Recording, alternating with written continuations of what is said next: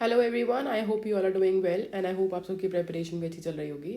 आज हम कंटिन्यू करेंगे लक्ष्य सीरीज़ के सेकेंड लेक्चर को रिगार्डिंग ज्योग्राफी। इस चैप्टर में हम अगेन काफ़ी इंपॉर्टेंट टॉपिक्स को कवर करने वाले हैं। कल वाले लेक्चर में हमने काफ़ी सारे इंपॉर्टेंट टॉपिक्स को कवर किया था। जो लैंडफॉर्म वाला चैप्टर है वो हम थर्ड लेक्चर के एंड में कवर करेंगे, ठीक है। तो स्टार्ट करते हैं। We will start with structure of atmosphere. Before starting I would suggest you, अगर आपने नहीं देखी है स्ट्रैटेजी वीडियो, तो NCERTs are very important, especially from the perspective of geography and history. और अगर आपने NCERTs कवर नहीं करे हैं तो you can enroll to our NCR batch, ठीक है। इसमें हमने NCERTs को कवर किया है थॉरली, नोट्स प्रोवाइड करें हैं। Plus the best part about this is revision.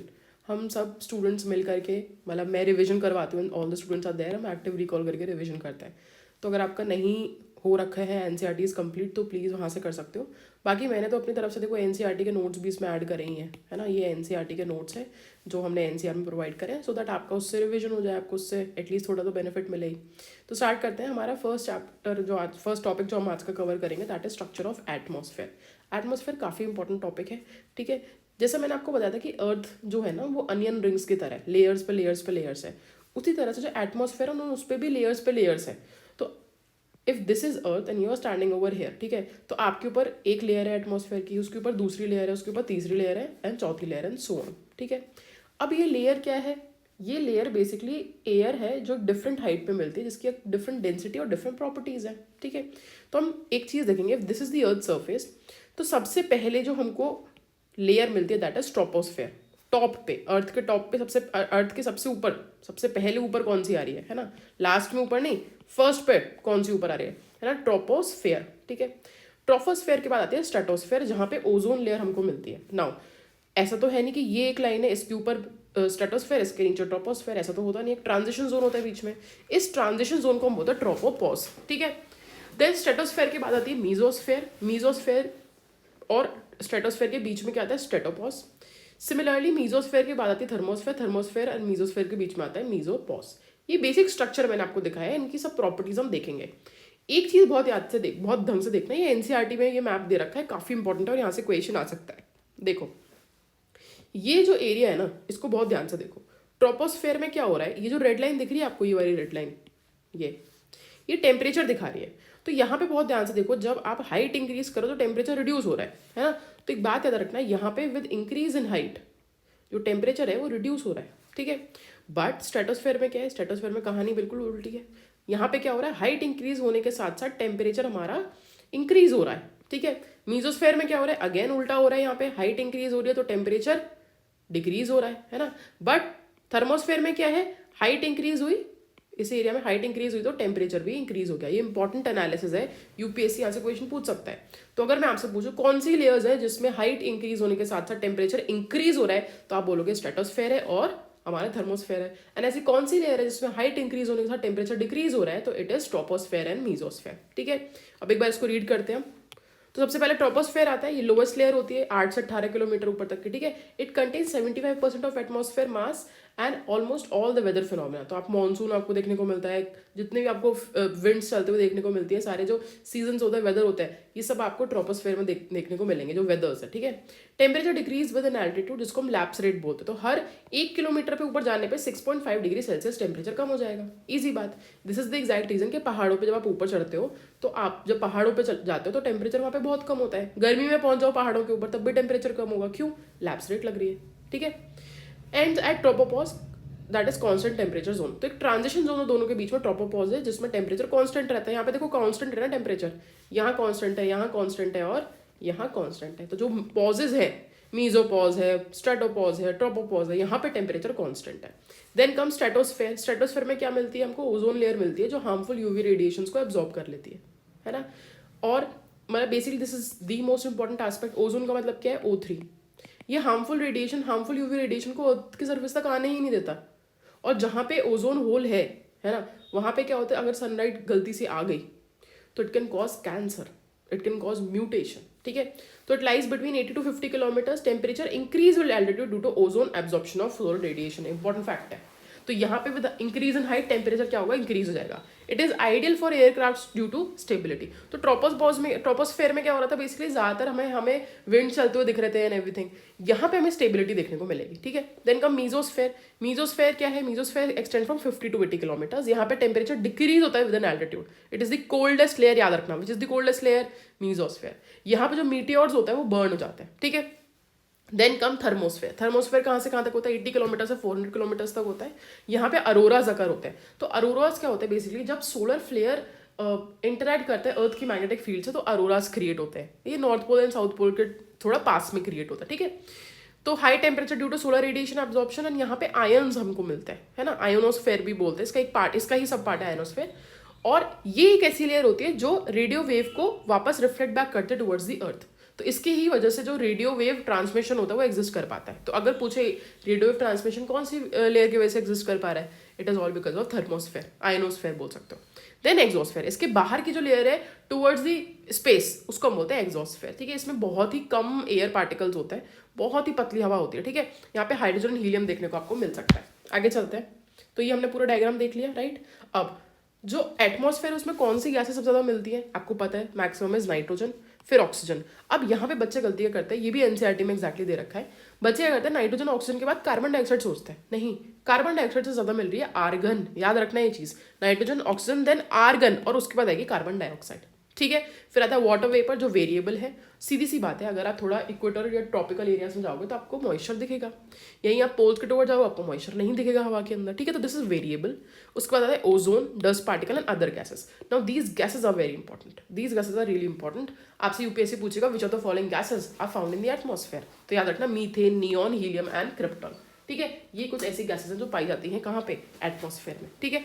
तो क्रोनोलॉजी याद रखो, सबसे ज्यादा नाइट्रोजन, फिर ऑक्सीजन, फिर आर्गन आएगा and then carbon dioxide. Water vapour तो वेरिएबल है तो उसको साइड में रख लो. Ozone, dust particles and gases like methane, neon, helium and krypton. ठीक है. आगे चलते हैं. Now coming to solar radiation and heat balance and temperature. देखो इसका ना मैंने डेमो लेक्चर अपलोड किया था एनसीआर वाला जो हमारा इनिशिएटिव है उसका, एंड उसमें मैंने इसको बहुत अच्छे से ध्यान से पढ़ा है. एक एक चीज़ मैंने उसमें आपको बता रखी है. तो अभी हम एक ओवरव्यू लेते हैं क्योंकि वहाँ पे ऑलरेडी आपने कवर कर रखा होगा. नहीं करा हो तो प्लीज एक बार उसको देख लेना, आपको एक आइडिया भी लग जाएगा कि हमें एनसीआर जो इनिशिएटिव है उसमें किस तरह से एनसीईआरटी को कवर करने वाले हैं. ठीक है. तो solar radiation, heat balance and temperature इसको कवर करता है. अब बेसिकली ना एक बात समझना, अर्थ में ना अलग अलग एरिया पे अलग अलग सनलाइट आती है. ठीक है. उसको हम बोलते हैं सोलर रेडिएशन. ठीक है. जो सनलाइट आ रही है उसको बोलते हैं सोलर रेडिएशन. अब जितनी भी सनलाइट आएगी ना वो एग्जैक्टली बाहर भी जाएगी. मतलब मान के चलो अगर सनलाइट आई है 100 यूनिट्स, तो 100 की 100 यूनिट वापस रिफ्लेक्ट बैक भी हो जाएगी. ये चीज़ याद रखना. ठीक है. अब अर्थ के डिफरेंट एरिया में क्यों डिफरेंशियल हीटिंग होती है, ऐसा क्या चक्कर है, क्या उसका रीजन है, क्या उसका रैशनल है, वो सब इस चैप्टर में पढ़ने वाले हैं. ठीक है. तो याद रखना, जैसे अर्थ है जो नॉर्थ पोल साउथ पोल है, खूब ठंड होती है वहाँ पे. क्यों इक्वेटर पे आप देखोगे अभी कि हर शाम को बारिश हो जाती है. तो ऐसा क्यों हो रहा है, क्या रीज़न है इसका. तो you will realise the exact reason is कि सनलाइट अलग अलग जगह पे अलग अलग अमाउंट में पड़ रही है. ठीक है. तो स्टार्ट करते हैं. अनइक्वल हीटिंग ऑफ अर्थ, है ना, सीधी सी बात है. हर अलग अलग जगह पे हीट आ रही है तो उसकी वजह से डिफरेंट टेम्परेचर बनेगा. राइट. डिफरेंट टेम्परेचर की वजह से डिफरेंट प्रेशर बनेगा और उन डिफरेंट प्रेशर की वजह से विंड्स मूव करेंगे. तो winds always move from higher pressure to lower pressure.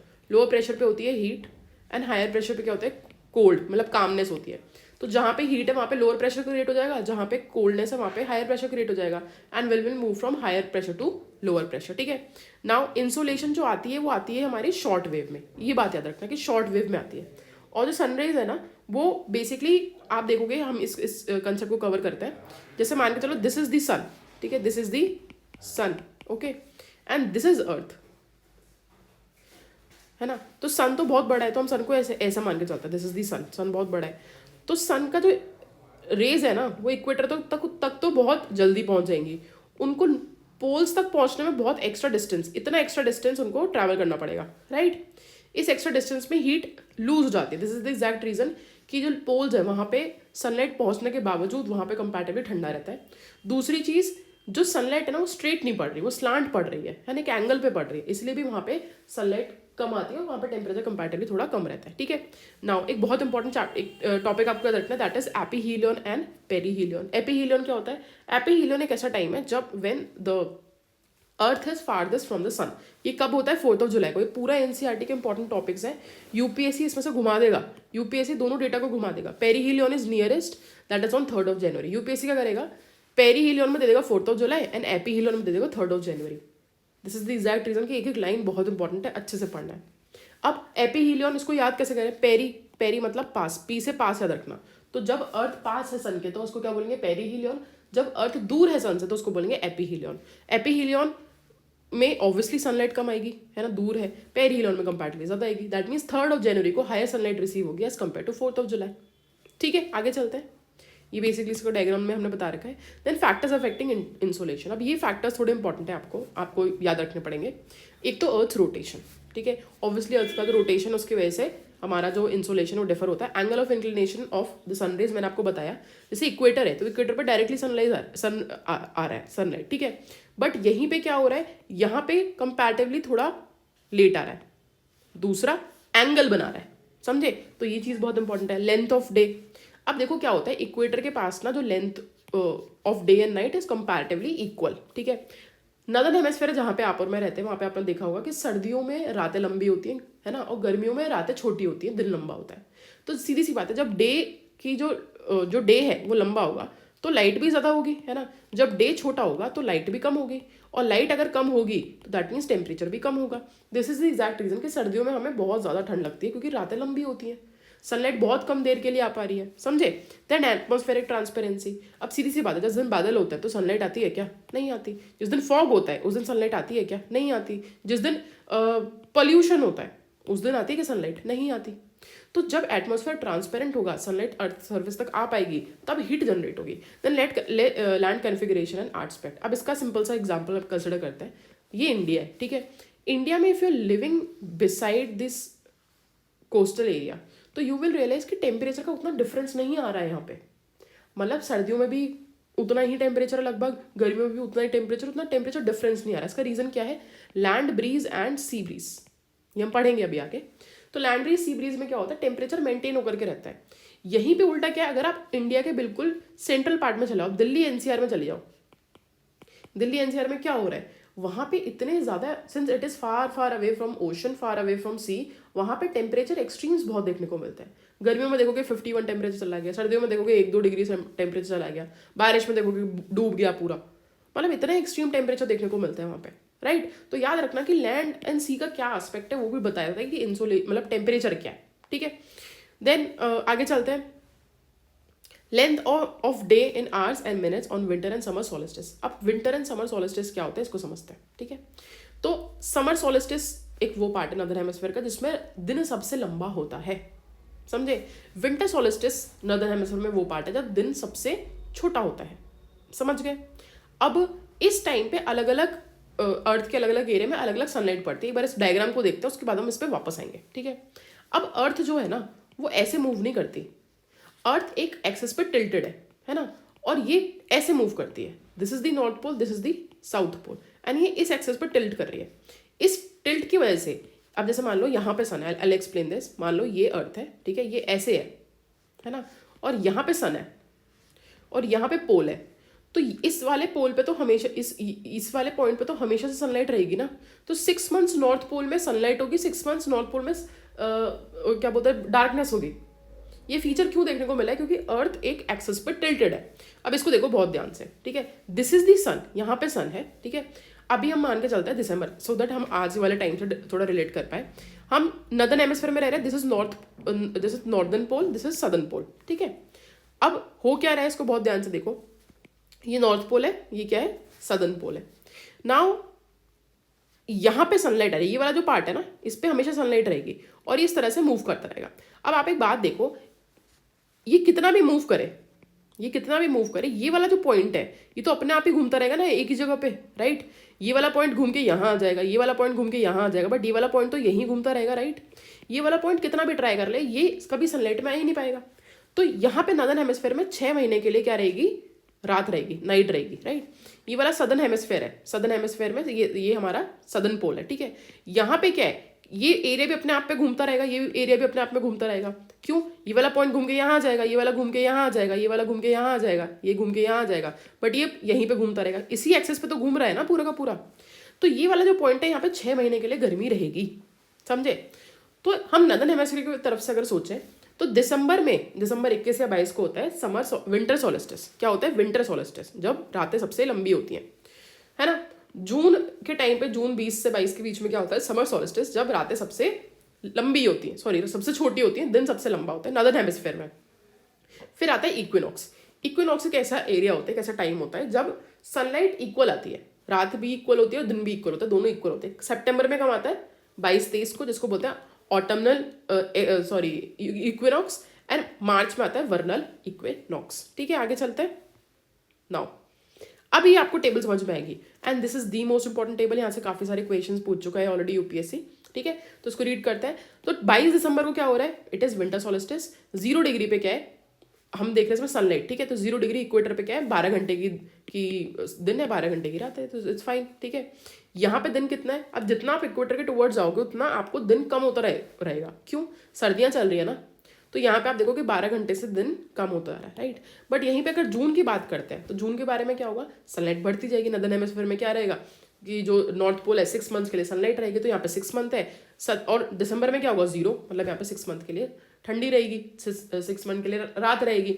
तो इसलिए यहाँ पे टेम्परेचर हमारा जो सनलाइट है वो इंक्रीज होती जा रही है when you go towards the pole. तो ये आपको याद रखना है, इसमें से बहुत सारे प्रीवियस क्वेश्चंस आए हैं, समझे। यूपीएससी ने 2023 या 24 में पूछा था कि विच of the following area will receive more than 12 hours of sunlight. इसमें दे रखा है ना 12 घंटे से ऊपर कितनी एरिया में सनलाइट आ रही है, तो यही आंसर था, समझे। आगे चलते हैं। ये मैंने कंसेप्ट आपको ऑलरेडी एक्सप्लेन कर दिया है। नाउ हीट बजट देखते हैं। हीट बजट काफ़ी इंपॉर्टेंट है। देखो होता क्या है ना, जैसे ये अर्थ का सरफेस है, ठीक है, तो अर्थ के सरफेस में अगेन मैं बोलूँगी आपको प्लीज़ जाके लेक्चर देखना है एनसीआर का, जो हमने डेमो लेक्चर बनाया है, वहाँ पे आप और बेटर तरह से समझोगे। वहाँ पे मैंने ये पूरा का पूरा चैप्टर 1 घंटा लगा करके समझाया अच्छे से, ठीक है। तो यू विल अंडरस्टैंड कि हम कितने डेप्थ में एनसीआर कवर कर रहे हैं। तो होता क्या है, ये सन है, ठीक है, दिस इज अर्थ, और ये सन है, और ये एटमॉस्फेयर है। तो क्या होता है कि जो सनलाइट है ना वो अर्थ तक आती है, और जितनी आएगी उतनी की उतनी वापस जाएगी। तो जब सनलाइट आती है ना तो वहीं के वहीं 35% सनलाइट तो चली जाती है, और केवल 65% जो सनलाइट है वो अर्थ के एटमॉस्फेयर को एंटर करके नीचे आती है, ठीक है। अब 65 में से भी क्या होता है, जो 14% है ना वो एटमॉस्फेयर एब्जॉर्ब कर लेता है, ठीक है। 14% क्या करेगा? एब्जॉर्ब कर लेगा। बचा हुआ अर्थ के सरफेस पे, मतलब अर्थ की जो सरफेस है वहां तक केवल 51% ऑफ सनलाइट पहुंचेगी। इसको रिवाइज करते हैं। मान के चलो अर्थ सन से सनरेज आई और वो अर्थ के सरफेस पे अर्थ तक आने की कोशिश कर रही है, तो एटमॉस्फेयर को जैसे टच करेगी 35 तो बाउंस बैक हो जाएगी। तो अर्थ के एटमॉस्फेयर में कितने परसेंट ने एंटर किया? That is 65, 100 minus 35, that is 65। अब क्या हुआ, इन 65 में से 14% तो अर्थ के एटमॉस्फेयर में ही एब्जॉर्ब हो जाएगी। ये सब एनसीईआरटी में दे रखा है, इट इज रियली इंपॉर्टेंट। अब क्या होगा, 14 एब्जॉर्ब हो गई, दैट मीन 65 माइनस 14, इसका मतलब क्या है 51% सनलाइट एक्चुअली अर्थ के सरफेस पर जाके पहुंचेगी, ठीक है। This is the important part, actually में पहुंचेगी। नाउ अब जितनी आई उतनी वापस जाएगी। 35 तो आकर तुरंत की तुरंत चली गई, है ना। अब फिर कितनी बची हमारे पास? 65, तो 65 वापस जाएगी। तो 14 जो थी एटमॉस्फेयर ने एब्जॉर्ब करी थी वो एज इट इज वापस चली जाएगी। बट 51 का क्या हुआ? बची हुई 51 का क्या हुआ? इसको बहुत ध्यान से सुनना। जो 51 अर्थ की सरफेस तक पहुंची थी ना, उसमें से 17% तो डायरेक्टली सन पहुंच जाएगी टुवर्ड्स द स्पेस। 34 पहले एटमॉस्फेयर एब्जॉर्ब करेगा, फिर एटमॉस्फेयर से जाएगा। जैसे जो 14% था इनिशियली हमने देखा था, 14% क्या हुआ? एटमॉस्फेयर ने एब्जॉर्ब किया, एटमॉस्फेयर ने रिलीज कर दिया। यहाँ पे क्या हुआ? 17% 51 का था, 17% डायरेक्टली जाएगा, और जो बचा हुआ हमारा 34% है वो पहले एटमॉस्फेयर एब्जॉर्ब करेगा, फिर उसको रिलीज करेगा। समझ गए ये चीज़? अब इसमें इतना इन डेप्थ में मत पढ़ो, बस इतना याद रखना कि 51 अर्थ के सरफेस तक पहुंच रहा है। एटमॉस्फेयर ने कितना एब्जॉर्ब किया? 14 + 38 34, दैट इज 48 एब्जॉर्ब किया, ठीक है। आगे चलते हैं। देन आता है हमारा हीट एंड मतलब हीटिंग एंड हीट ट्रांसफर। ये भी बहुत इंपॉर्टेंट चैप्टर है, मतलब बहुत इंपॉर्टेंट टॉपिक है। 3 तरह से हीटिंग कर सकते हो आप, कंडक्शन से, कन्वेक्शन से एंड एडवेक्शन से। कन्वेक्शन करंट्स तो मैंने आपको ऑलरेडी बताए थे, राइट। कन्वेक्शन करंट्स एयर में भी एग्जिस्ट करते हैं, उसको हम कन्वेक्शन बोलते हैं, ठीक है। जिसमें क्या हुआ, गर्म हवा ऊपर उठी, ठंडी हवा नीचे आ गई, है ना। वर्टिकल ट्रांसफर ऑफ हीट, हवा ऊपर गई वर्टिकली। कंडक्शन में क्या होता है ना, 2 बॉडी के बीच में कॉन्टैक्ट होता है। इसको ऐसे एग्जाम्पल कंसिडर करके चल सकते हैं। मान के चलो आप चाय बना रहे हो, ठीक है, और इसका लोहे का हैंडल इस पर लगा हुआ है।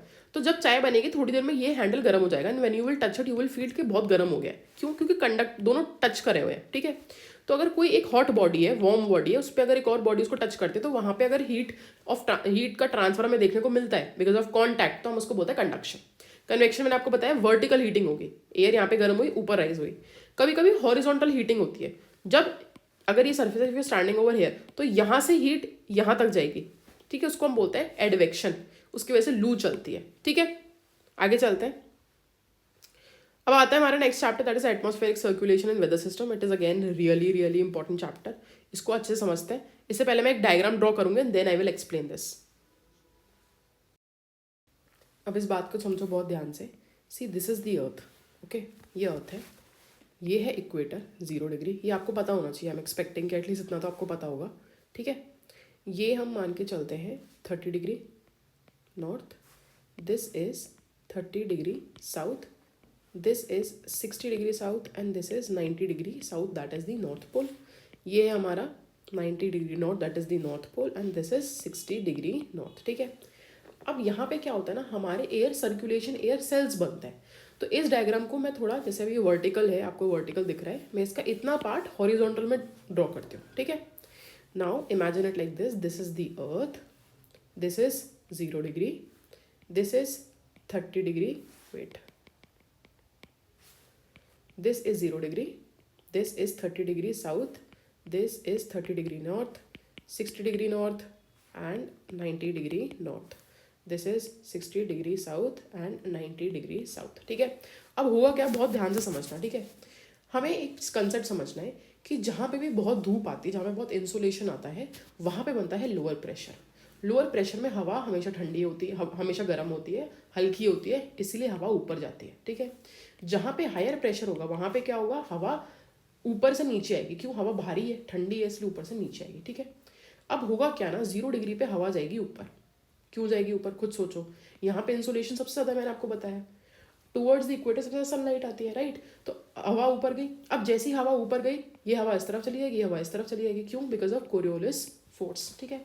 अब जब ये हवा ऊपर साइड में गई तो डेफिनेटली ऊपर से नीचे आएगी, क्यों, हमने लैप्स रेट देखा, लैप्स रेट में क्या होता है, जब भी आप सरफेस के ऊपर जाओगे तो टेम्परेचर कम होगा। तो जब हवा, गर्म हवा ऊपर गई तो उसका टेम्परेचर कम हो गया, वो भारी हो गई, तो वो 30 डिग्री पे नीचे आ गई, 30 डिग्री पे नीचे आ गई। अब खुद बताओ, 0 डिग्री पे क्या बना, लोअर प्रेशर बना। लोअर प्रेशर बनाना मैंने क्या बताया, जहाँ पे गर्मी आती है वहाँ पे लोअर प्रेशर बनता है, हवा यहाँ से ऊपर चली गई। यहाँ क्या बना, हायर प्रेशर क्रिएट हुआ, यहाँ पे हायर प्रेशर क्रिएट हुआ, क्यों, ऊपर से हवा नीचे आ रही है, डेफिनेटली हायर प्रेशर क्रिएट होगा। And winds always move from higher pressure to lower pressure, तो wind will move in this direction on the surface. इसको हम बोलते हैं हार्डलेस सेल, क्या बोलते हैं, हार्डलेस सेल, ठीक है। अब होगा क्या, देखो 90 डिग्री पे क्या है, 90 डिग्री पे बहुत ज़्यादा ठंड, तो यहाँ पे बन रहा है हायर प्रेशर, ठीक है। 60 डिग्री पे कंपैरेटिवली क्या है, lower pressure, comparatively dynamically induced lower pressure है, ठीक है। अब होगा क्या, यहाँ से विंड आएगी, higher pressure to lower pressure जाएगी, है ना, और यहाँ से विंड राइज होकर के कहाँ गिर जाएगी, 90 डिग्री पे। तो 90 डिग्री पे जहाँ पे हायर प्रेशर, डेफिनेटली हवा ऊपर से नीचे आएगी, जहाँ पे लोअर प्रेशर है नीचे से हवा ऊपर जाएगी। अच्छा 30 डिग्री पे भी क्या है, हायर प्रेशर है, तो air will move in this direction, it will rise up and it will fall like this, ठीक है। सिमिलरली यहाँ पे भी क्या होगा, यहाँ पे भी क्या होगा, हवा यहाँ पे हायर प्रेशर है, यहाँ पे लोअर प्रेशर है, तो क्या होगा, air will move in this direction. यहाँ से एयर राइज हुई, थोड़ी एयर इधर गिर गई, थोड़ी एयर इधर गिर गई, है ना। अब देखो मेरी बात बहुत ध्यान सुनना, ये जो सेल है और ये जो सेल है, इसको हम बोलते हैं फेरल सेल, क्या बोलते हैं, फेरल सेल।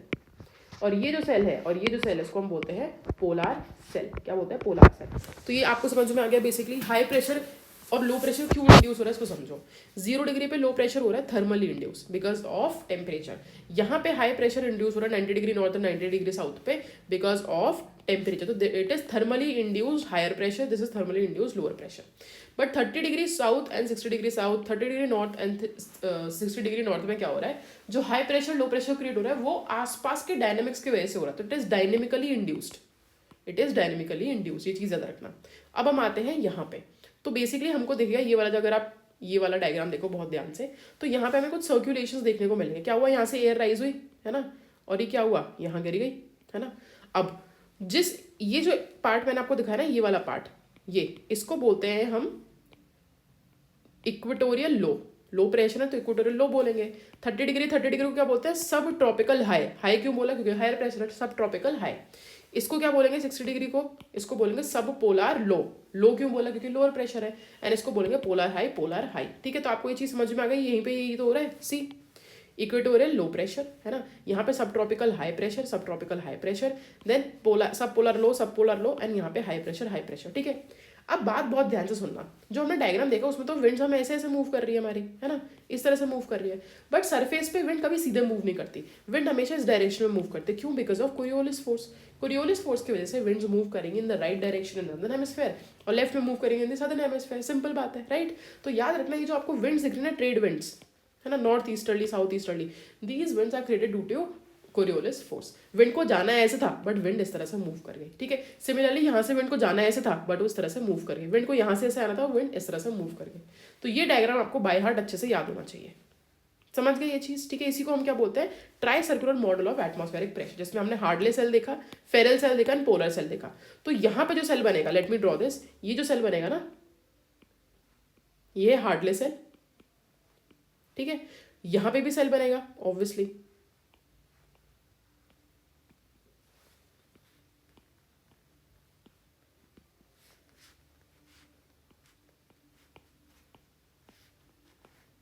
ठीक है, ये बनेगा फेरल सेल और ये बनेगा हमारा पोलार सेल। याद रखोगे इस चीज़ को।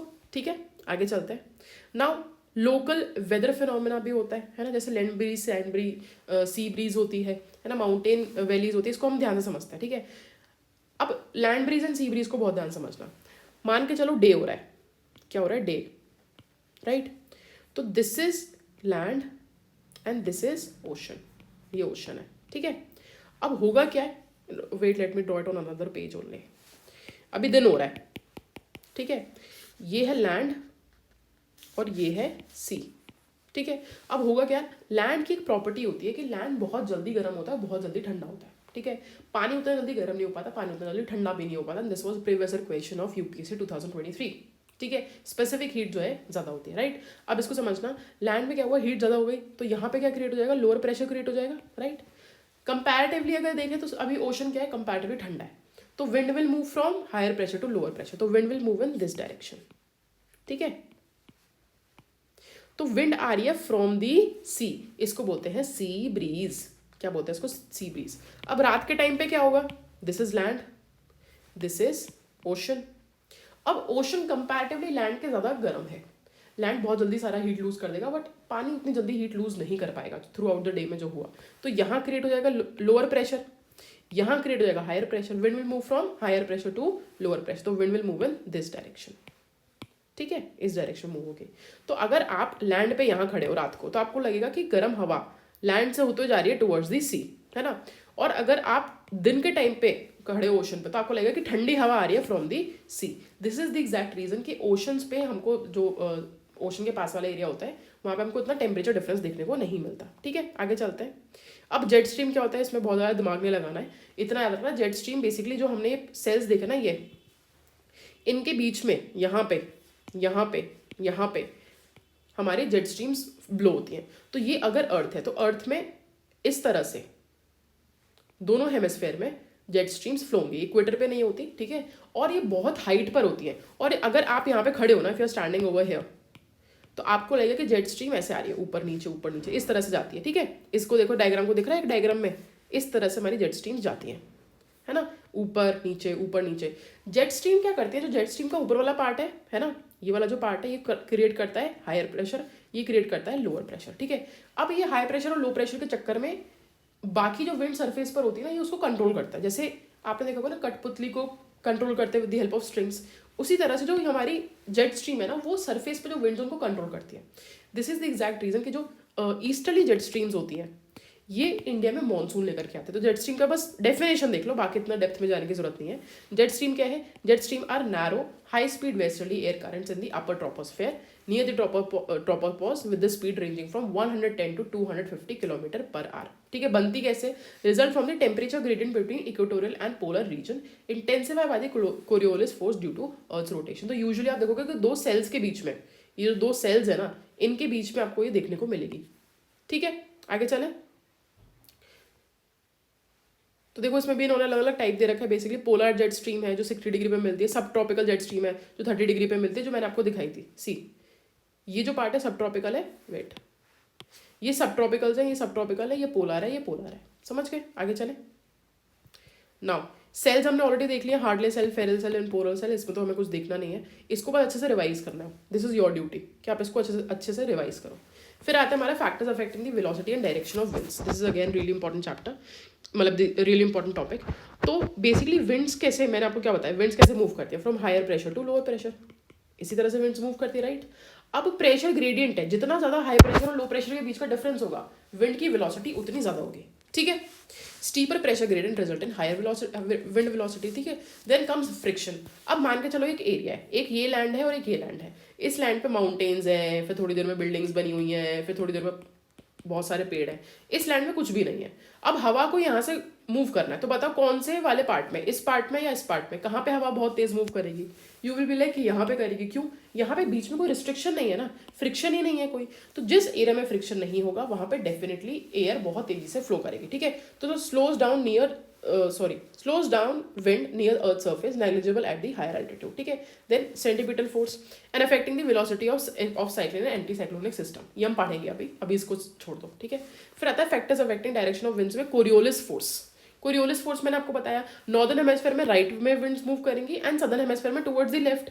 अच्छा, Coriolis force is zero at the equator, याद रखना। And this is the exact reason कि इक्वेटर पे कभी भी कोई साइक्लोन नहीं आता, ट्रॉपिकल साइक्लोन्स नहीं आते। कहाँ नहीं आते? इक्वेटर पे। क्यों? देखो, साइक्लोन बनने के लिए ना एयर को इस तरह से मूव करना पड़ेगा, राइट। अब होता क्या है ना, ये एयर मूव कर ही नहीं पाती इन इक्वेटर, क्योंकि इक्वेटर पे हवा डायरेक्टली ऊपर चली जाती है, मूव नहीं करती ऐसे, समझे। आगे चलते हैं। देखो, ये तो वही है वापस, प्रेशर ग्रेडियंट फ्रिक्शन, तो इसमें तो वापस हमें रिपीट करने की जरूरत नहीं है। टोपोग्राफी, ऑब्वियसली ये भी एक फैक्टर हो गया कि भाई कहीं पे माउंटेन्स है, वैलीज है, तो वहाँ पे फिर कैसे विंड मूव करेगी, उसका डायरेक्शन भी चेंज हो जाएगा, ठीक है। आगे चलते हैं। ये हमने ऑलरेडी कवर कर लिया, sea breeze and land breeze हम देख चुके हैं, ठीक है। Now this is important. अब हम समझेंगे कि मतलब बेसिकली ये डायग्राम भी हमने कवर कर लिया, राइट। ये जो मैंने आपको बताया ना, Hadley cell, Ferrel cell, polar cell, जो मैंने आपको ड्रॉ करके बताया था, ये वही डायग्राम है, राइट। अब एक बात बहुत से समझेंगे कि साइक्लोन्स किस तरह से बनते हैं, साइक्लोन में का डायरेक्शन क्या होता है नॉर्दर्न हेमिस्फीयर, सदर्न हेमिस्फीयर में, this is important. Plus intertropical convergence zone क्या होता है, ये सब हम समझने वाले हैं, ठीक है। अब हम cyclonic and anti cyclonic condition को समझते हैं अच्छे से। देखो, साइक्लोन में क्या होता है, बेसिकली सेंटर में there is lower pressure and बाहर से हायर प्रेशर से हवा बीच में आ रही है, ठीक है। बीच में क्या है? लोअर प्रेशर है, बाहर से हायर प्रेशर से हवा बीच में आ रही है। एंटी साइक्लोन में क्या होता है? बीच में होता है higher pressure and lower pressure के टुवर्ड्स हवा डायरेक्शंस में जा रही है, ठीक है। तो ये चीज़ समझना। नाउ सेंटर किसका होगा? लोअर प्रेशर का होगा in the cyclone. Anticyclone में किसका होगा? हायर प्रेशर का होगा। Now this is very important. Northern hemisphere में साइक्लोन कौन सी डायरेक्शन में मूव करता है? Sorry, that is in the anticlockwise direction. Southern hemisphere में that is clockwise. Northern hemisphere में एंटी साइक्लोन कौन सी डायरेक्शन होगा? क्लॉकवाइज। एंड सदर्न हेमिस्फीयर में in anticlockwise because of Coriolis force. याद रखना इस चीज़ को, ठीक है। ये डायग्राम हमने ऑलरेडी डिस्कस कर लिया है। Now what is intertropical convergence zone? मैंने आपको बताया कि इक्वेटर वाला जो पार्ट है, यहाँ पे क्या होता है, सारी एयर सबसाइड करती है, यहाँ से भी एयर आएगी, यहाँ से भी एयर आएगी। ये देख रहे हो, ट्रेड विंड्स जो होती है ना, इस डायरेक्शन में जाती है टुवर्ड्स द इक्वेटर। इक्वेटर से क्या होता है, ये ऊपर चली जाती है हवा में, राइट। तो इसको हम बोलते हैं इंटरट्रॉपिकल कन्वर्जेंस जोन। हमने इसको इक्वेटर क्यों नहीं बोला? उसका रीजन ये है कि अर्थ इस एक्सिस पे तो है नहीं, अर्थ तो इस एक्सिस पे है। तो कभी कभी क्या होता है, जब गर्मियाँ आती है ना नॉर्दर्न हेमिस्फीयर में, तो ये इंटरट्रॉपिकल कन्वर्जेंस जोन थोड़ा नॉर्थ में चला जाता है, ठीक है। सीधी सी बात है ना, नॉर्थ में ज़्यादा सनलाइट आ रही है, थोड़ा ऊपर चला जाएगा। फिर जब सर्दियाँ होती है नॉर्दर्न हेमिस्फीयर में, तो ये थोड़ा साउथ में चला जाता है, समझ गए। तो विंटर्स के टाइम पे थोड़ा साउथ में चला जाता है। तो ये ऐसा नहीं है कि एक जगह पे फिक्स है, ये सनलाइट जहाँ पे मैक्सिमम आएगी वहाँ पे इंटरट्रॉपिकल कन्वर्जेंस जोन बन जाएगा, सीधी सी बात है। तो गर्मियों में नॉर्दर्न हेमिस्फीयर में चला जाता है, सर्दियों में सदर्न हेमिस्फीयर में चला जाता है। इसको ही हम क्या बोलते हैं? Intertropical convergence zone. तो इसके डेफिनेशन पढ़ लेते हैं। A low pressure zone near the equator where trade winds converge causing rise air and heavy rainfall. तो होता क्या है, हवा ऊपर जाती है, आसमान में ठंडी होती है, बादल बनाती है, बारिश करती है, ठीक। आगे चलते हैं। Then come La Nina. अब देखो, एलिनो लालीना, ये कंसेप्ट बहुत इंपॉर्टेंट है समझना। Let me add a page and then I will explain it to you. See, El Nino La Nina के लिए आपको तीन कंडीशन समझनी पड़ेगी। नॉर्मल कंडीशंस में क्या होता है, बेसिकली दिस इज ऑस्ट्रेलिया, ठीक है, and this is South America and this is Pacific Ocean. तो पैसिफिक ओशन में क्या होता है, ट्रेड विंड्स जाती हैं और trade winds are moving in this direction. ठीक है। तो ट्रेड विंड्स क्या करती है, सरफेस के ऊपर जो गर्म पानी होती है उसको यहाँ पे इकट्ठा कर देती है, यहाँ पे गर्म पानी इकट्ठा हो जाएगा और नीचे से ठंडा पानी आ जाएगा towards the surface on this side of south America. इसकी वजह से क्या होगा, याद रखना, जहां पे भी गर्म पानी होगा वहां की एयर भी गर्म होगी। एयर गर्म हुई तो मैंने क्या बताया, यहाँ पे क्या क्रिएट होगा, लोअर प्रेशर क्रिएट होगा। यहाँ पे क्या होगा, हायर प्रेशर क्रिएट होगा। क्यों, नीचे से ठंडा पानी ऊपर आया तो हवा ठंडी है तो हायर प्रेशर है। तो wind will move from this direction to this direction. Wind कौन सी डायरेक्शन में जाएगी, इस डायरेक्शन में। तो नॉर्मली विंड इसी डायरेक्शन में जा रही थी, वैसे भी विंड इसी डायरेक्शन में जा रही थी, ट्रेड विंड्स, राइट। फिर और विंड्स इस डायरेक्शन में जाने लगी हाई प्रेशर लो प्रेशर की वजह से। अब लोअर प्रेशर पे क्या होगा, air will rise, it will create clouds and it will rain. तो ऑस्ट्रेलिया का जो ये वाला पार्ट है, जो ऑस्ट्रेलिया का ईस्टर्न पार्ट है, उसमें नॉर्मल कंडीशन में क्या होता है, बारिश होती है, रेनफॉल होता है, ठीक है। बट नॉर्मल कंडीशन में साउथ अमेरिका के जो वेस्टर्न पार्ट है उसमें क्या होता है, उसमें आता है ड्रॉट। ड्रॉट क्यों आया, in spite of cold air. देखो यहाँ पे हवा राइज हो ही नहीं रही, बादल बनाएगी ही नहीं, जब ऊपर ही नहीं जाएगी हवा तो बादल कहाँ से भरेगी, समझ गए। तो ये थी normal condition. What is La Niña, La Niña में बेसिकली सिंपल सा है, लालिना में जो नॉर्मल कंडीशन है वो और इंटेंसिफाई हो जाती है, ट्रेड विंड्स और तेज चलने लग जाती है, यहाँ पे और ज़्यादा गर्म पानी आ जाता है, यहाँ और ज़्यादा ठंडा पानी आ जाता है, यहाँ का हायर प्रेशर और भी हाई प्रेशर बन जाता है, यहाँ का लो प्रेशर और लो प्रेशर बन जाता है, और विंड बहुत तेज़ी से मूव करती है, और ऑस्ट्रेलिया में और भी ज़्यादा बारिश आती है, और सदर्न अमेरिका में और ज़्यादा सूखा पड़ता है, ठीक है। अब इसका एग्जैक्ट उल्टा है एल नीनो, एल नीनो, ठीक है। एल नीनो में क्या होता है, this is Australia and this is South America. अब यहाँ पे ना ट्रेड विंड्स बहुत ढीली पड़ जाती है, बहुत वीक हो जाती है ट्रेड विंड्स। उसकी वजह से जो गर्म पानी है वो यहाँ ऑस्ट्रेलिया तक पहुँच नहीं पाता और वो यहीं रह जाता है, समवॉट यहीं पे गर्म पानी रह गया। और यहाँ पे क्या कंपैरेटिवली ठंडा पानी है, तो यहाँ पे क्या क्रिएट होगा, हायर प्रेशर। यहाँ क्या क्रिएट होगा, लोअर प्रेशर। ये तो आपको पता ही है, जहाँ पे गर्म पानी वहाँ पे हीट, जहाँ पे हीट वहाँ पे लोअर प्रेशर। तो air will move from higher pressure to lower pressure in this direction and it will rise above and it will create clouds and South America में बारिश होने लग जाएगी। और यहीं पे जो ऑस्ट्रेलिया है वहाँ पे क्या होगा, सूखा पड़ जाएगा, वहाँ पे ड्रॉट आ जाएगा। इसको बोलते हैं हम एल नीनो, ठीक है। तो एल नीनो में क्या हुआ, जो गर्म पानी ऑस्ट्रेलिया में जाकर के बारिश करता वो गर्म पानी वहाँ तक पहुँच ही नहीं पाया क्योंकि trade winds were weaker. And एक चीज़ हमेशा याद रखना, एल नीनो की वजह से इंडिया में जो बारिश है वो कम हो जाती है, ये हम पढ़ेंगे आगे, बट अभी इसको याद कर लो। लालिना में इंडिया में बारिश बढ़ जाती है, ठीक है। तो हम इसको रीड कर लेते हैं एक बारी। एल नीनो में क्या है, unusual warming of the central and eastern Pacific. बहुत ज़्यादा वार्मिंग हो गई। देखो एल नीनो लालिना बता रखा है, नॉर्मल कंडीशन में क्या है, पानी यहाँ पे गया गर्म पानी, ठीक है।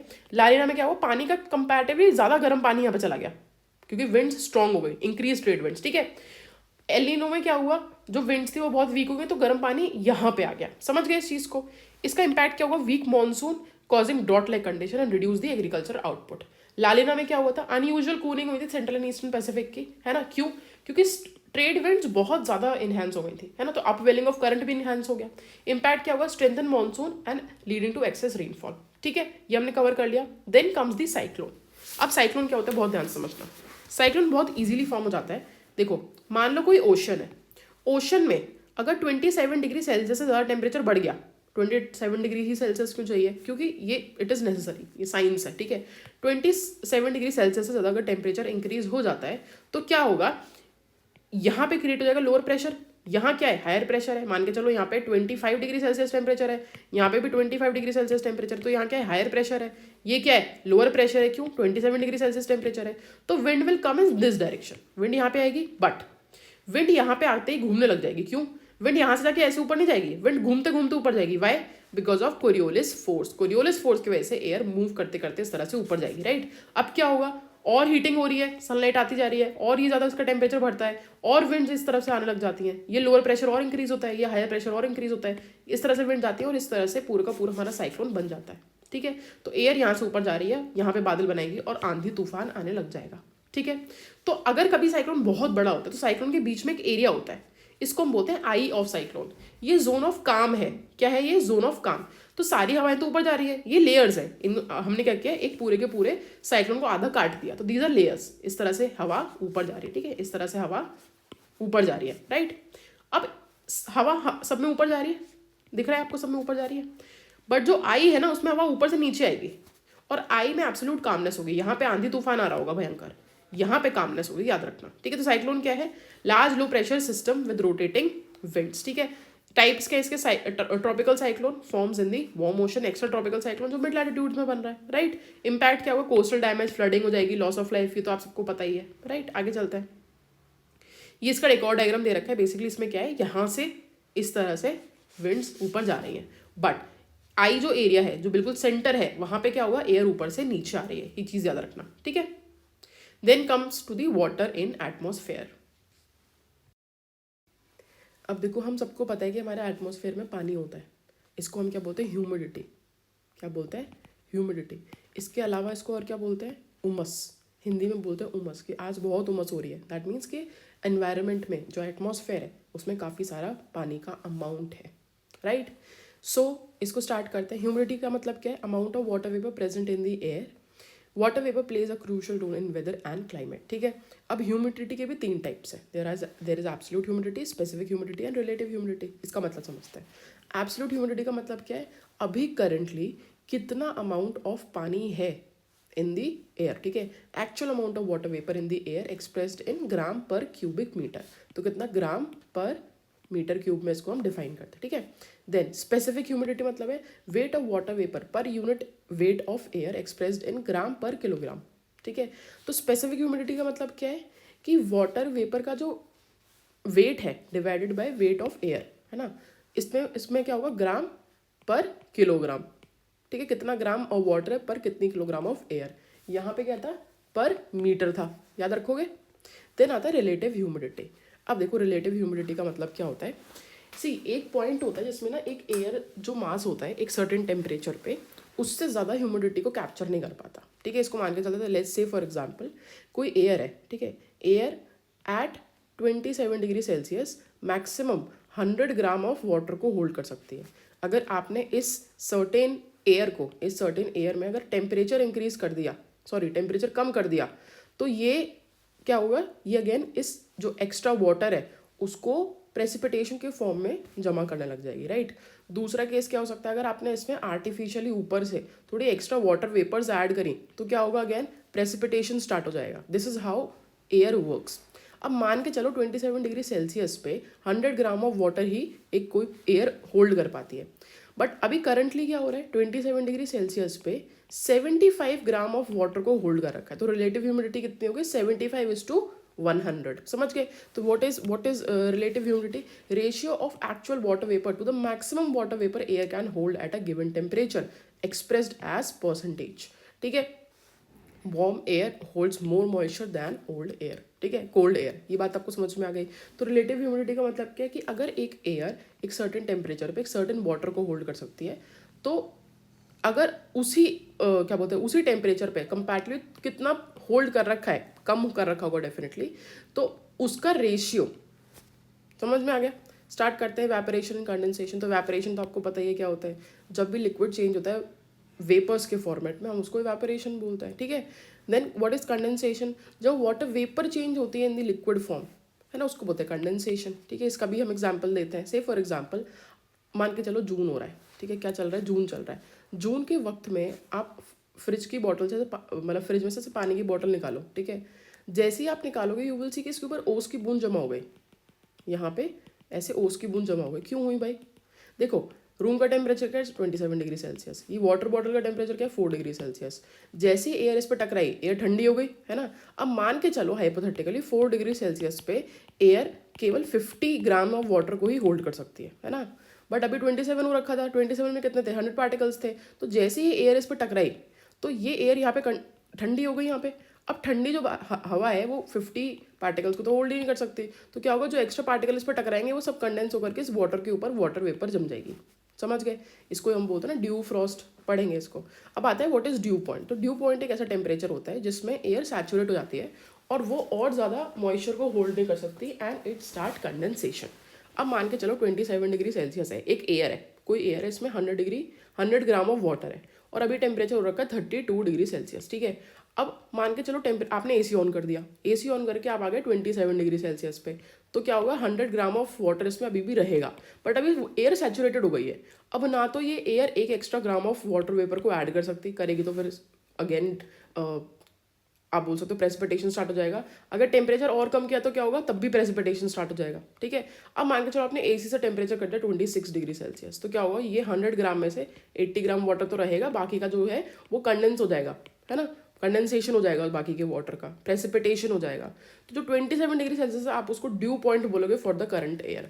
तो ड्यू पॉइंट क्या है, एक ऐसा टेम्परेचर है जिसमें air become saturated and condensation start हो जाता है। ठीक है, तो द फॉर्म ऑफ कंडेंसेशन में दे रखा है due, Frost, fog, mist and cloud. अब इसको अच्छे से समझते हैं। ड्यू क्या होता है? ड्यू, हमने देखा होगा कि कभी आप अगर सुबह बहुत जल्दी उठो, आपने देखा होगा आपकी कार के जो शीशे है उसके ऊपर ओस जमी होती है ना। आपने देखा होगा कि जो पत्तियां हैं उसके ऊपर बहुत सुंदर सुंदर ओस जमती है, फोटोग्राफर्स उसकी फोटोज खींचते हैं। तो ये क्या हुआ, this is known as dew. तो ड्यू क्या होता है, कोल्ड सरफेस पे जो एयर टकराती है, ठंडी होती है और वाटर ड्रॉपलेट्स वहाँ पे बन जाते हैं, उसको हम बोलते हैं ड्यू। ठीक है, ये कहाँ पे हो रही है, water droplets on cool surface हो रही है when near the ground cools. ठीक है, नाउ फ्रॉस्ट क्या है, व्हाट इज फ्रॉस्ट? आपने देखा होगा कि कभी भी आप आइसक्रीम खाने जाओ, है ना, तो आप शॉपकीपर से बोलो भाई आइसक्रीम देना, तो जब वो आइसक्रीम निकालते हैं फ्रीजर में से, तो जो आइसक्रीम का पैकेट होता है उस पर थोड़े आइस क्रिस्टल्स जम जाते हैं। आपने देखा होगा बहुत छोटे छोटे आइस क्रिस्टल्स जम जाते हैं, राइट, उसको हम बोलते हैं फ्रॉस्ट। तो इसमें क्या हुआ, मान के चलो आप अभी तो आप पानी की बोतल बाहर निकाल रहे थे फ्रिज में से, जिसका टेम्परेचर था 4 डिग्री सेल्सियस। तो जब हवा इस पर टकराएगी तो क्या बनेगा, वाटर वेपर ही तो बनेगी, मिस्ट ही तो, ड्यू ही तो बनेगा, राइट। बट अगर आपने फ्रिज के अंदर से आइसक्रीम का पैकेट निकाला, है ना, ये आइसक्रीम का पैकेट है, अगर आप आइसक्रीम का पैकेट निकालोगे, आइसक्रीम के पैकेट का टेम्परेचर क्या है, -2 डिग्री सेल्सियस। तो जैसे ही एयर इस पर टकराएगी तो वाटर में थोड़ी ना ये वाटर वेपर बनेंगे, क्रिस्टल्स बन जाएंगे ना, क्यों, it is below 0 degree Celsius. तो फ्रॉस्ट कब बनता है, जब भी टेम्परेचर बिलो फ्रीजिंग पॉइंट होगा और आइस क्रिस्टल बन जाएंगे सरफेस पे, it will be known as frost. तो ड्यू पॉइंट में याद रखना, ड्यू पॉइंट में ड्यू जब बनता है उस टाइम पे temperature is more than 0 degree Celsius. Frost कब बनेगा, when due point is less than 0 degree Celsius, ये चीज़ याद रखना। ठीक है, देन कम्स फॉग। फॉग क्या है, फॉग कुछ नहीं है, it is basically a cloud on the surface. आप सबने फॉग देख रहा, आप सबने देखा है कि फॉग क्या होता है, बोलते ना कोहरा पड़ गया। तो कोहरा क्या होता है, बेसिकली सरफेस पे जो एयर है ना, वो एयर इतनी ठंडी हो गई कि उसके अंदर जो मॉइस्चर था वो सॉलिडिफाई हो गया। सॉलिडिफाई मतलब कंडेंसेशन स्टार्ट हो गया, तो वाटर ड्रॉपलेट्स बन गई। ठीक है, वाटर ड्रॉपलेट्स बन गई suspended in the air near the surface reducing visibility. अब यहीं पे फॉग को अगर स्मोक के साथ हम ऐड कर दें तो बन जाता है स्मॉग, है ना। देन व्हाट इज मिस्ट, देखो मिस्ट इज एग्जैक्टली फॉग, इसमें बस पानी की मात्रा ज़्यादा है, इसमें अमाउंट ऑफ वाटर ज़्यादा है, similar to fog but with lower density, plus more moisture. लिखो मोर मॉइस्चर, ये जरूर लिखना इसके अंदर, ठीक है, ऐड कर लेना इसको। तो इसमें क्या है, मॉइस्चर काफ़ी ज़्यादा है कंपैरेटिवली। ठीक है, स्टार्ट और आगे चलता है। Then comes clouds. क्लाउड्स क्या होते हैं, we all know what is cloud, इसमें तो हमें कुछ समझना नहीं है, हम सबको पता है क्लाउड क्या होता है। पानी ऊपर जाता है, एक सर्टेन हाइट के बाद कंडेंसेशन स्टार्ट हो जाता है, क्यों, बिकॉज ऑफ लैप्स रेट।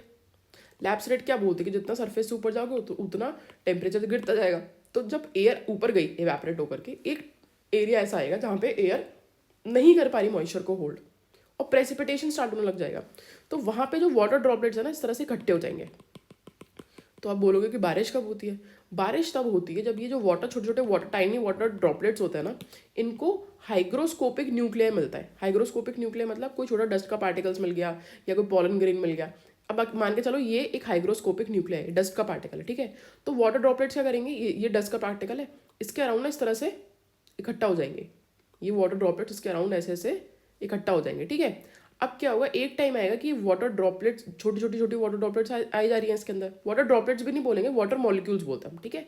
तो ढेर सारे इस तरह से वाटर मॉलिक्यूल्स उसके आसपास इकट्ठे हो जाएंगे। अब क्या होगा, एक टाइम आएगा कि इतना भारी हो जाएगा ये आसमान में टिक ही नहीं पाएगा, एंड बिकॉज ऑफ ग्रेविटी ये वाटर ड्रॉपलेट बन के नीचे गिर जाएगा एंड इट स्टार्ट रेनिंग। समझ गए बारिश कैसे होती है। देन प्रेसिपिटेशन पर आता है।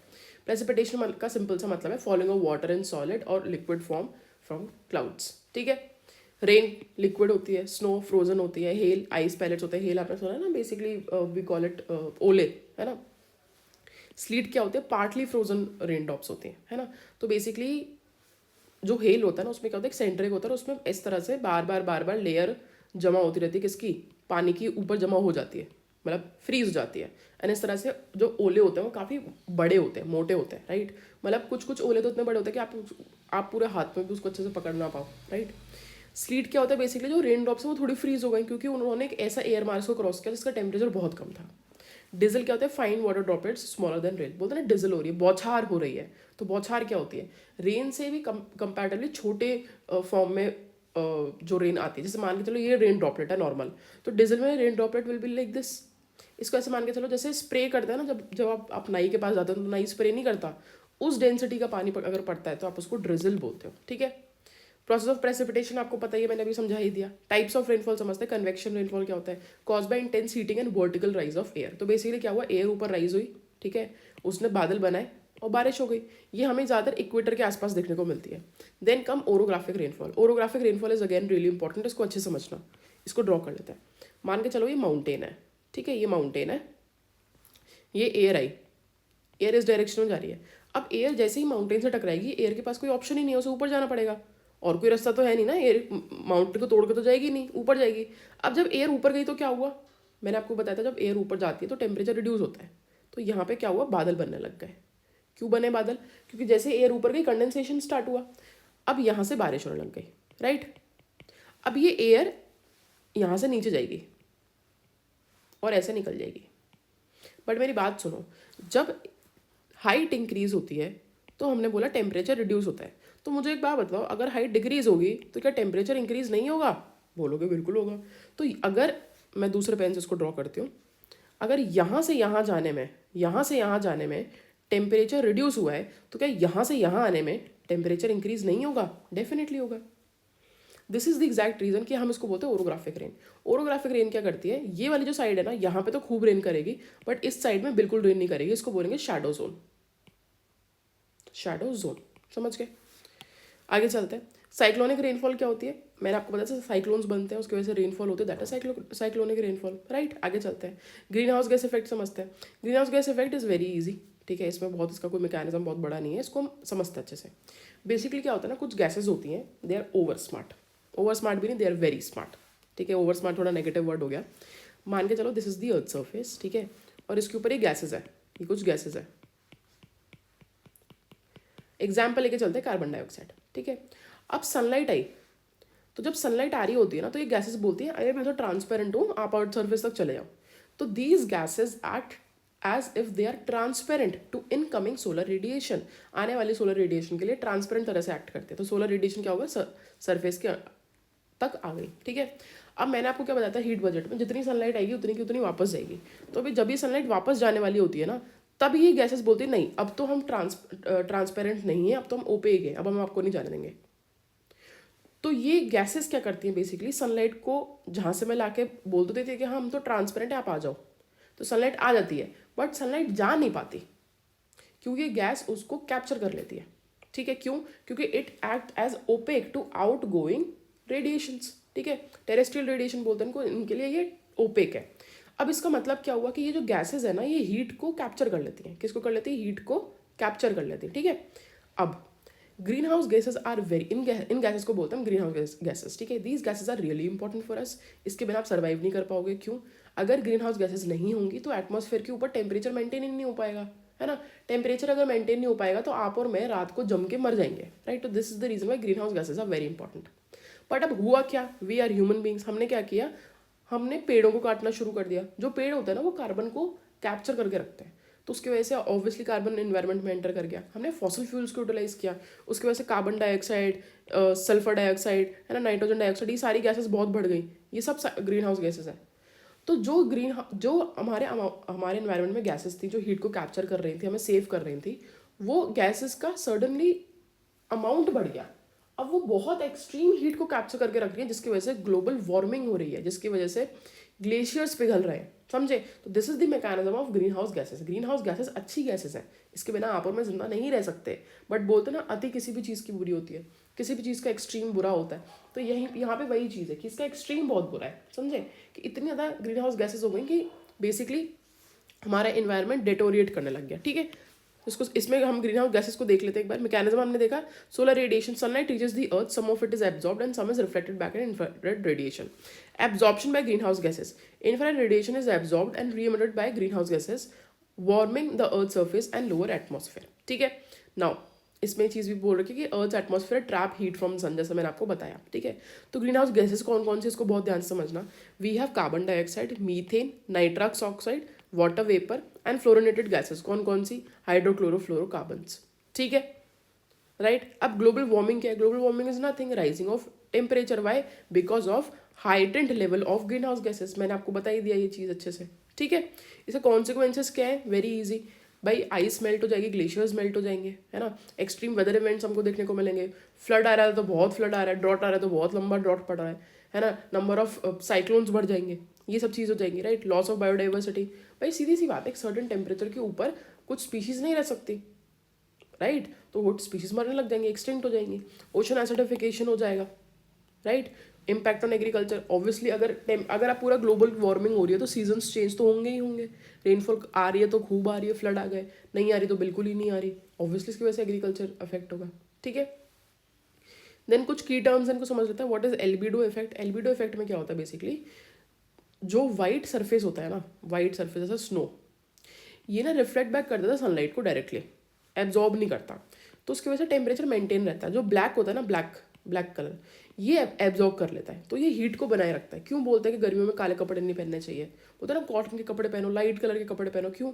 ये रिफ्लेक्ट बैक कर देता है लाइट को, तो ये हीट को एब्जॉर्ब ही नहीं कर रहे हैं। ब्लैक कलर क्या करेगा? हीट को एब्जॉर्ब कर लेगा।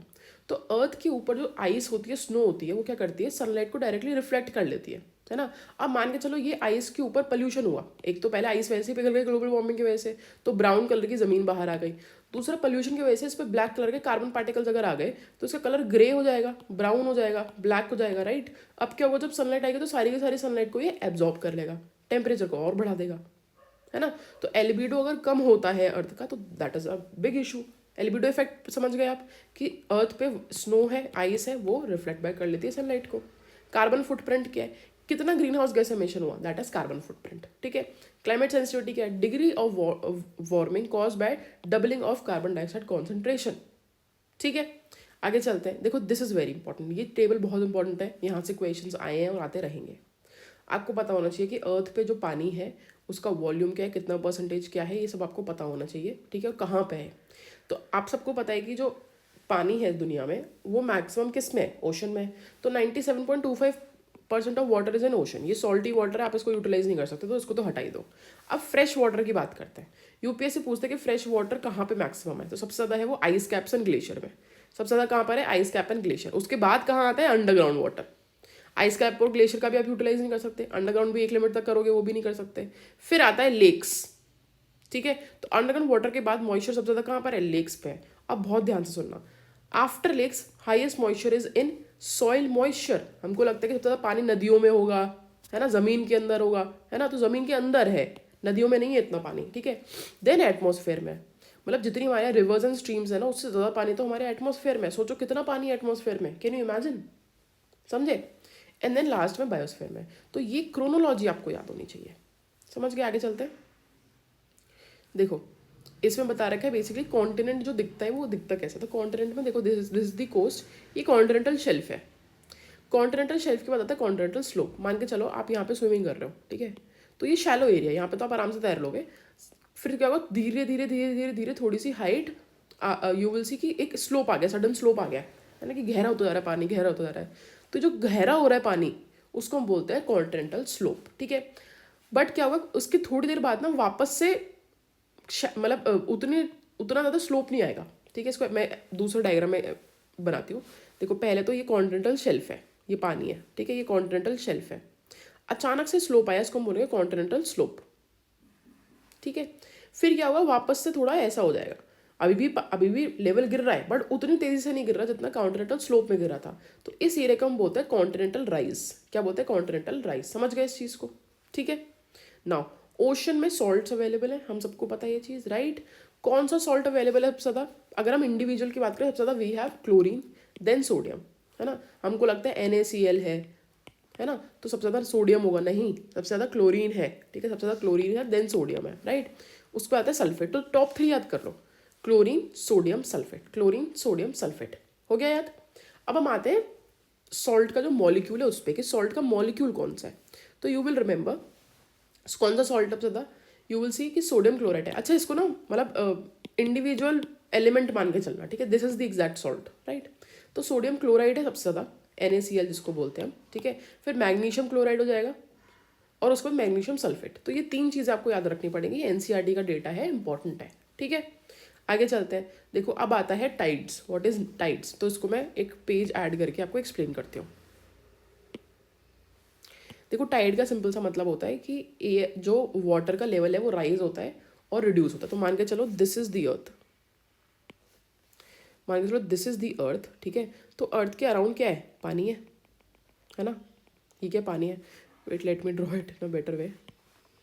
मान के चलो दिस इज द अर्थ, ठीक है। इसके अराउंड ये पानी है, ये पानी का लेवल है।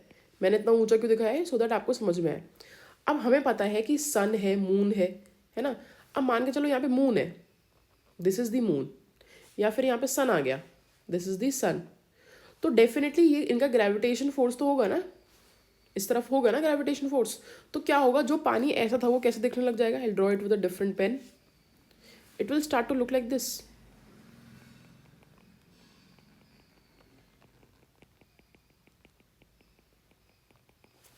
राइट। मतलब मान के चलो 2 पॉइंट है, this is A, this is B, this is C, this is D. तो डी एंड सी पॉइंट पे यू विल सी कि जो वाटर का लेवल है वो राइज हो जाएगा। यहीं पे जो ए एंड बी पॉइंट है वहां पे देखोगे कि जो नॉर्मल वाटर था उसका वाटर फॉल हो जाएगा। क्यों? सीधी सी बात है ना, पानी तो सेम ही है ना, अगर एक जगह पे खींचोगे तो कहीं से तो कम आएगा ही आएगा।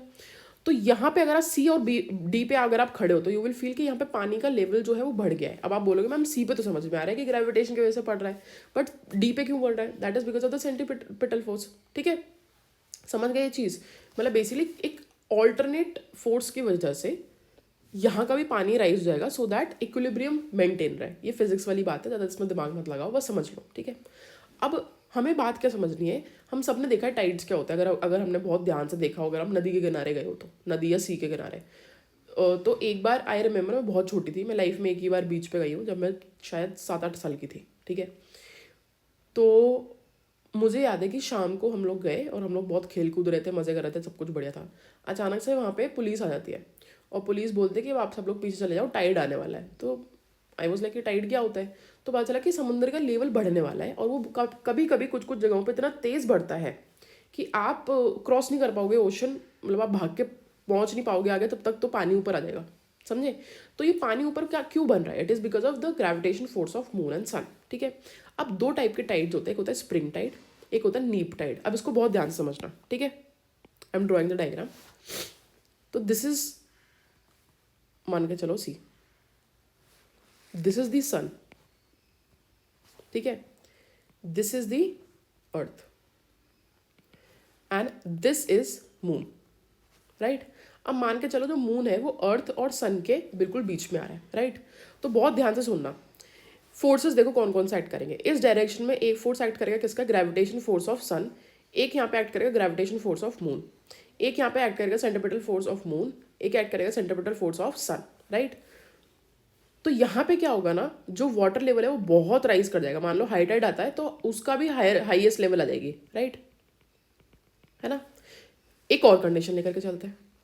This is sun, this is moon, this is earth, ठीक है।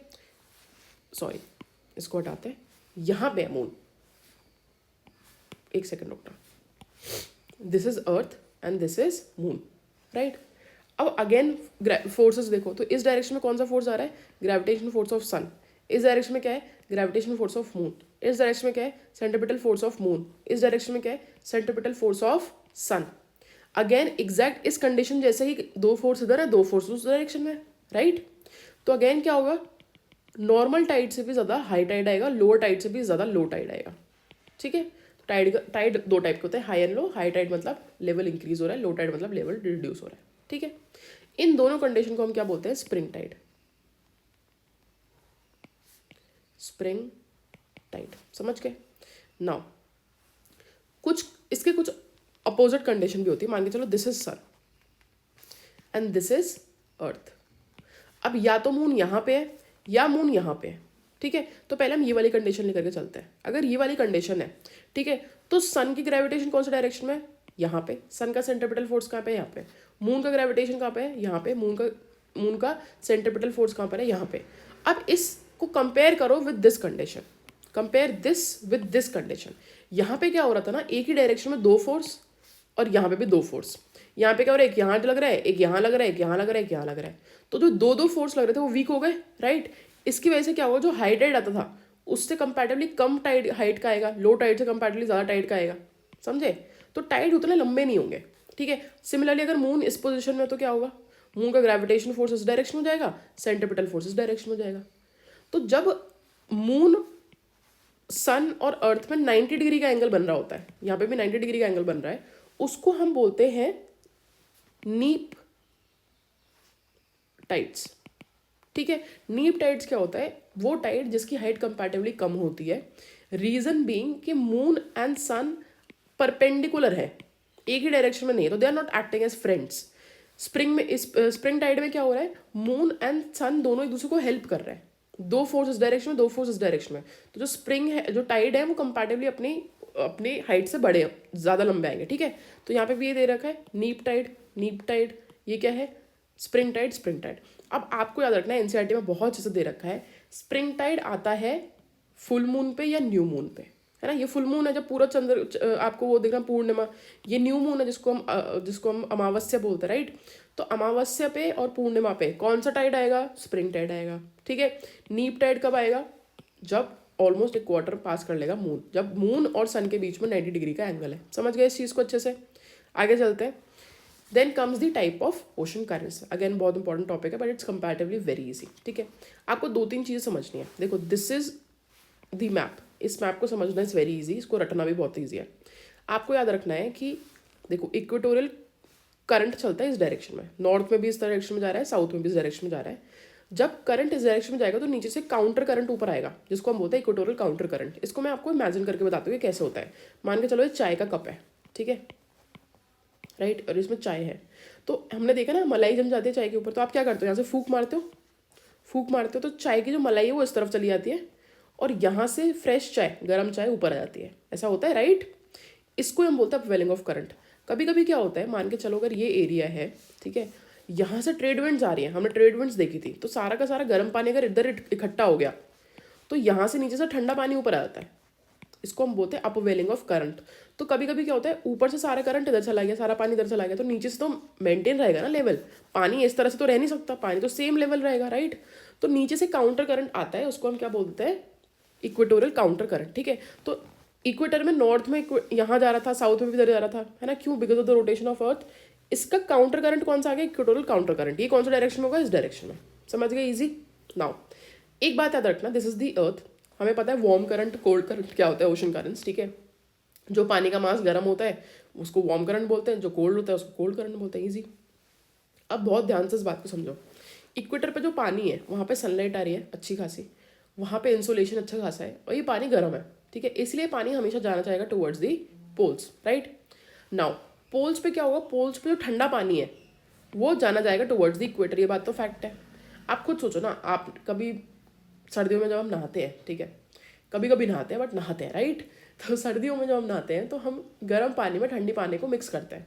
तो ऐसा थोड़ी ना होता है कि ऊपर ऊपर गर्म पानी और नीचे नीचे ठंडा पानी, ऐसा तो नहीं होता, मिक्स हो जाता है पानी, राइट। कन्वेक्शन करंट्स हमने देखे, कन्वेक्शन करंट्स में क्या था, क्या ऐसा हुआ कि जो गर्म पानी है वो नीचे का नीचे रहेगा और ठंडा पानी ऊपर का ऊपर रह गया, देखो करंट्स, राइट। तो this is the exact reason कि mixing of water will take place. तो इक्वेटर से ठंडा पानी जाएगा towards the poles, sorry poles से जाएगा towards the equator, and equator से गर्म पानी जाएगा टुवर्ड्स दी पोल्स, ईजी। तो यहाँ पे बहुत ध्यान से देखो, इक्वेटर से गर्म पानी कहाँ आ रहा है, पोल्स पे जा रहा है, पोल्स का ठंडा पानी कहाँ जा रहा है, इक्वेटर के टुवर्ड्स जा रहा है। सेम यहाँ पे देखो, इक्वेटर का गर्म पानी कहाँ जा रहा है, पोल्स पे जा रहा है, पोल्स का ठंडा पानी इक्वेटर पे, गर्म पानी पोल्स पे, पोल्स का ठंडा पानी इक्वेटर पे, राइट। ठंडा पानी टुवर्ड्स इक्वेटर, ठंडा पानी टुवर्ड्स इक्वेटर, समझ गए, ये ईजी है। नाउ यहाँ पे एक चीज़ समझना, अब आप बोलोगे कि चलो ये चीज़ तो हम समझ गए, बट हम ये फालतू ये डायरेक्शन वायरेक्शन कैसे याद रखें। तो हमेशा याद रखना, water will move in this direction in southern hemisphere. Why this direction, Coriolis force, मैंने बताया था आपको सदर्न हेमिस्फीयर में कहाँ मूव करता है, टुवर्ड्स द लेफ्ट। तो ये याद रखोगे लेफ्ट डायरेक्शन है, कैसे, बिकॉज ऑफ कोरियोलिस फोर्स। तो ये डायरेक्शन याद हो गई। अब बस नाम याद रखना है करंट्स के, तो करंट्स के नाम याद रखना है, वेरी इजी। हम यहाँ पे आते हैं, ठीक है, यहाँ पे ब्राज़ील है तो उसका नाम क्या हो गया, ब्राज़ील का करंट हो गया। यहाँ पे फॉकलैंड आइलैंड है, ये फॉकलैंड आइलैंड है तो उसका नाम क्या हो गया, फॉकलैंड करंट हो गया, ईजी। यहाँ इसको हम क्या बोलेंगे, Benguela current, right. Equatorial counter current तो हमने देख ही लिया, आगे चलते हैं। अब देखो यहाँ पे वेस्टर्न ऑस्ट्रेलिया है, तो इस करंट को क्या बोलेंगे, वेस्टर्न ऑस्ट्रेलियन करंट बोलेंगे, इसको मत याद रखो, ये इतने इंपॉर्टेंट नहीं है, एनसीईआरटी में तो नहीं दे रखे है, ठीक है। अब यहाँ पे Mozambique I am very sorry यहाँ पे मोजाम्बिक करंट आ गया, राइट। आगे चलते हैं, ये ईस्ट ऑस्ट्रेलियन करंट है, इसमें भी कुछ रटना नहीं है। यहाँ पे पेरू है, तो पेरू करंट हो गया, जिसको हमबोल्ट करंट बोलते हैं, इजी, इसमें भी हमने कुछ रटा नहीं, राइट। देखो ये आपको समझ में आ रहा है। अब आप बोलोगे कि हमने तो मैम आपने बताया था ऑस्ट्रेलिया इधर है, यहाँ पे साउथ अमेरिका है, ऐसा ही है, ये तो पूरा मैप बना हुआ है ना, हमारा तो स्फेयर है, तो ऑस्ट्रेलिया के बगल में क्या आ रहा है यहाँ से, दिस इज साउथ अमेरिका, यहीं पे तो हमारा एल नीनो लालीना हो रहा था, इजी। नाउ यहाँ पे सोमालिया है, तो सोमालिया करंट हो गया, राइट। यहाँ पे आ जाओ, this is equatorial counter current हमने देखा। अब यहाँ पे गल्फ है, जिसको गल्फ ऑफ मैक्सिको बोलते हैं, है ना, तो यहाँ से गल्फ स्ट्रीम जाएगी, ये सब याद मत करो, this is not important, NCERT में नहीं दे रखा, राइट। फिर क्या होगा, नॉर्थ अटलांटिक ड्रिफ्ट बन करके ये चली जाएगी टुवर्ड्स द इक्वेटर। अब इसको बहुत ध्यान से सुनना, गल्फ स्ट्रीम से गर्म पानी होते हुए जाता है in Europe in the name of north Atlantic drift. North Atlantic drift क्या करता है, यूरोप में जो आप बोल सकते हो बर्फ है उसको पिघलाता है एंड लिवेबल कंडीशंस बनाता है, पोर्ट्स पे जाने लायक कंडीशंस बनाता है, राइट। तो this is very important phenomena, right. अब यहाँ पे लैब्राडोर और ग्रीनलैंड करंट आ जाएगा, इसमें भी कुछ रटना नहीं है, Labrador is easy for you, ठीक है। नाउ यहाँ पे याद रखना, अलास्का से गर्म पानी इस तरह से जा रहा है, इस तरह से नहीं जा रहा, बस इतना याद रख लेना, ये थोड़ा आपको एक्स्ट्रा याद रखना है। कैलिफोर्निया है तो कैलिफोर्निया करंट, ये अलास्का है तो अलास्का करंट हो गया, इसमें भी कुछ नया याद नहीं कर रहे हम, ठीक है। ये याद करना पड़ेगा बस थोड़ा सा। देखो कुरोशियो एंड ओयोशियो, ये जापान है, ठीक है। जापान में नॉर्थ से आ रहा है ओरोशियो करंट, जिसको हम कोल्ड करंट बोलते हैं, ठीक है, सॉरी ओयाशियो करंट, और यहाँ से आ रहा है हमारा ओकोत्स करंट, ठीक है, ये दोनों कोल्ड करंट है। नीचे से आ रहा है कुरोशियो करंट, यहाँ पे cold current and warm current meet करेगा and this will make the best ground for fishing. Fish की ब्रीड बहुत ग्रो होती है यहाँ पे, क्योंकि कोल्ड करंट मिला, वार्म करंट मिला, तो कंपैरेटिवली ना टेम्परेचर आइडियल होता है फॉर ब्रीडिंग, समझ गए। अब याद रखना, ये नाम जो थोड़ा जापानीज साउंड कर रहा है वो जापान के पास में, बस इस तरह से याद कर लो कि भाई पैसिफिक में ही होंगे ना डेफिनेटली, राइट। अब यूपीएससी क्या करेगा, आपसे पूछेगा which of the following currents are warm current, which of the following is cold current, ठीक है। तो आपको ये सब चीज़ें रटनी चाहिए, जो मैंने बताया, जो इंपॉर्टेंट करंट्स है वो आप रट लेना, है ना। देखो नॉर्वे तो आपको पता ही है कहाँ पे है, ग्रीनलैंड आपको पता है कहाँ पर है, गल्फ स्ट्रीम आपको पता है कहाँ पर है, कुछ चीज़ें याद रखनी है हमको। फ्लोरिडा हमको पता है, अलास्का पता है, कैलिफोर्निया पता है, हमें पेरू पता है, हमें ब्राज़ील पता है ऑलरेडी, है ना। बेंगोला याद कर लो, मोजाम्बिक ऑगलस याद कर लो, ऑस्ट्रेलिया का भी हमको ऑलरेडी पता हुआ है, एंड कुरोशियो ओयोशियो याद कर लो। तो ये जापानीज साउंड कर रहा है, राइट। तो बस हमें याद रखना है कि which is warm current and which is cold current, ठीक है। सो दैट एग्जाम में अगर आए तो हम याद कर सकें। इसका बेस्ट तरीका क्या है, प्लीज़ ड्रॉ मैप ड्रॉ करो, ठीक है। So that is it for the day, आज के लिए हम इतना ही करेंगे, कल हम इंडियन ज्योग्राफी को कंप्लीट करने वाले हैं। So all the best and take care.